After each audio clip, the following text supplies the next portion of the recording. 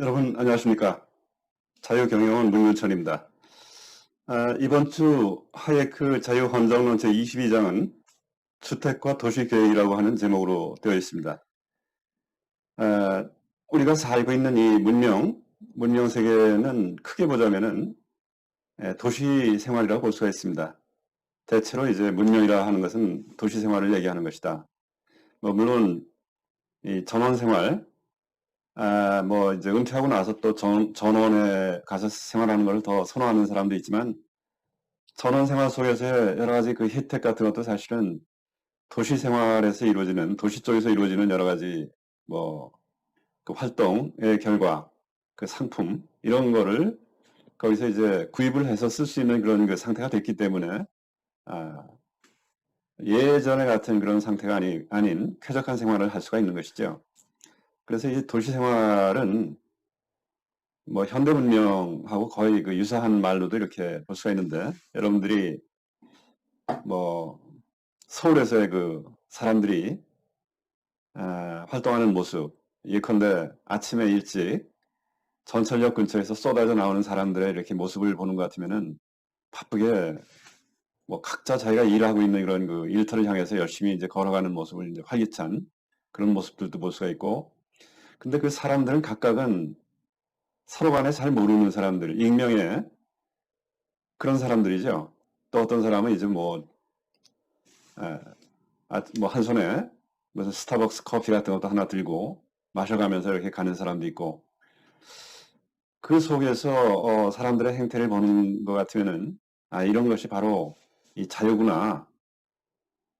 서로 간에 모르는 사람이 이렇게 커다란 도시라고 하는 기능 속에서 자기 직업을 가지고 열심히 일을 하면서 이렇게 서로 협동하는 그런 문명체제, 이것이 바로 자유구나 하는 생각을 해볼 수 있게 됩니다.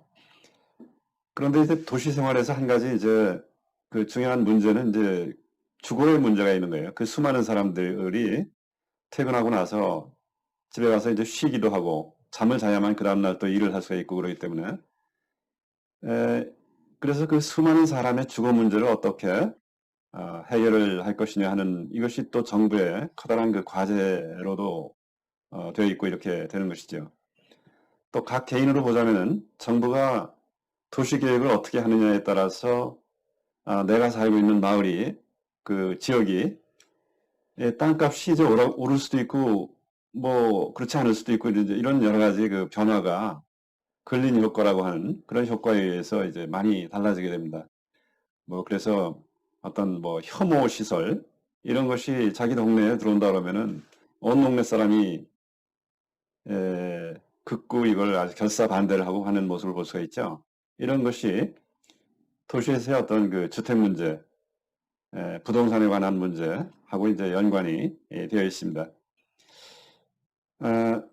그래서 도시에서의 이 부동산 문제, 이런 것은 일반적인 다른 그 일반적인 사유재산 같으면 이게 사유재산의 그 권리를 보호해주면 되는 것이고, 계약의 자유, 이런 거 보호해주면 되는 것이고, 비교적 좀 간단한데, 이것이 고지고대로 있는 그대로 지켜지기 어려운 이런 그 문제들을 좀 야기하죠. 무슨 이쪽 지역을 상업지구로 개발을 해야 되겠다라고 했을 때, 이것을 이제 정부가 그 법에 의해서 수용을 하게 되죠.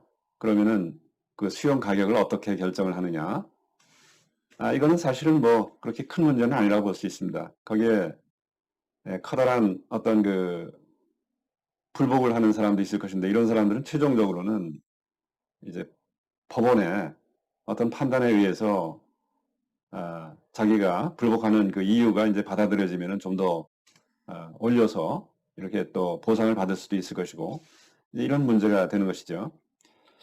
근데 이제 그 오늘 주로 말씀드리고자 하는 주제는, 정부가 그 수많은 사람의 주거를 이제 그 생각을 하다 보니까 또 저소득층이라든지 이런 사람들의 그 주택 부족의 문제, 이거를 해소하다 보니까 무슨 임대주택을 제공하는 문제라든지 이런 여러 가지 이제 고려사항들이 발생하겠죠. 그럴 때 이것이 일반적인 재산권의 문제라든지 법치의 문제라든지 이런 거하고 이제 이것이 좀 갈등을 일으키는 그런 현상들이 있을 수가 있게 되는 거예요.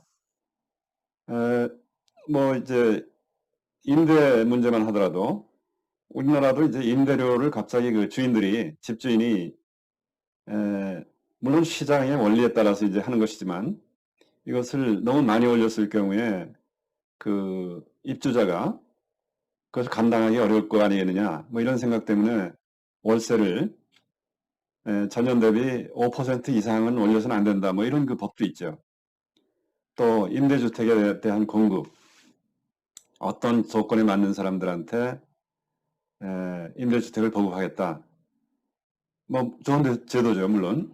그런데 이것이 양면성이 좀 있습니다.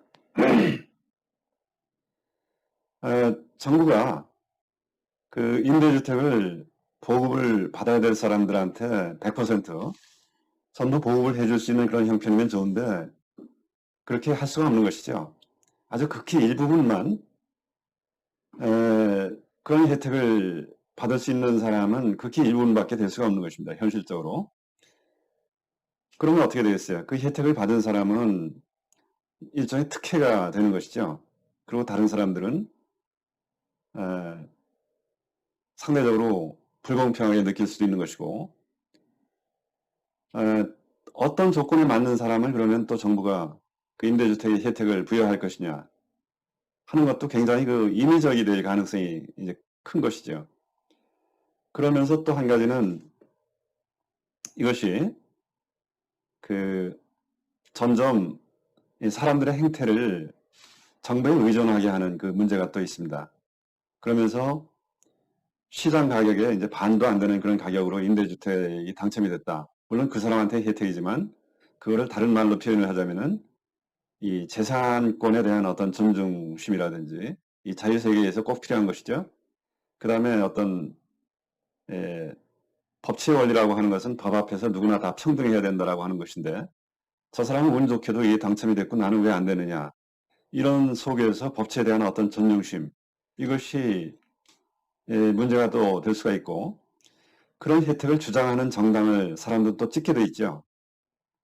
이런 그 정치적인 문제까지 이제 발생이 되고 이래서 이것이 자칫 이 자유체제하고 양립될 수 없는 그런 문제를 발생할 수 있는 가능성도 있는 것이다.